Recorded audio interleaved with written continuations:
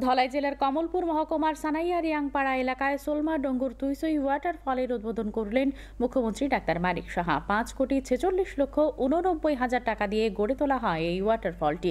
এ উপলক্ষে আয়োজিত অনুষ্ঠানে উপস্থিত ছিলেন পর্যটন মন্ত্রী সুশান্ত চৌধুরী, বিধায়ক মনোজ কান্তি দেব, স্বপ্না দাস পাল এবং জেলা শাসক সাজু ওয়াহিদ সহ প্রশাসনের বিভিন্ন আধিকারিকরা। মুখ্যমন্ত্রী বলেন, রাজ্যে পর্যটন বিকাশে সরকার নিরন্তর প্রয়াস চালিয়ে যাচ্ছে। এই ওয়াটারফলটি তারই একটি উদাহরণ। মন্ত্রী সুশান্ত চৌধুরী বলেন, পর্যটনকে যত বেশি এগিয়ে নিয়ে যাওয়া যাবে তাতে কর্মসংস্থানেরও সুযোগ হবে। ডোমেস্টিক যে পর্যটক এখন পর্যন্ত ত্রিপুরাতে প্রায় 4,70,000 লোক এখানে ত্রিপুরাতে এসছে এবং ফরেনার যারা তারা এসছে প্রায় 75,000-এর উপরে। তাহলে টোটাল 5,45,000 এই এক বছরে আমাদের এখানে এসছে। আরো বাড়বে, তাতে করে আমাদের আর্থসামাজিক উন্নয়ন, মান উন্নয়ন আমাদের বাড়বে। তো সেই দিকে আমাদের পর্যটন দপ্তর, ত্রিপুরা সরকার সেই দিশায় কাজ করছে।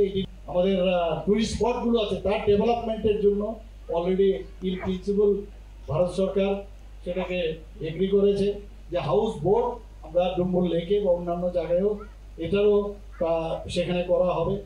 যা একসময় একটা প্রত্যন্ত গ্রামীণ এলাকা, একটা জঙ্গলে পরিণত ছিল, আজকে এই এলাকা আমাদের রাজ্যের এবং বহির্রাজ্যের মানুষের জন্য একটা ট্যুরিস্ট ডেস্টিনেশন হিসেবে আত্মপ্রকাশ করেছে। যে পর্যটনকে কি করে শিল্পের আকার দেওয়া হয়েছে এবং পর্যটনকে কি করে রেভিনিউ জেনারেশন, মানুষের লাইভলিহুড কি করে পর্যটনের মাধ্যমে সেখানে আনা যায়।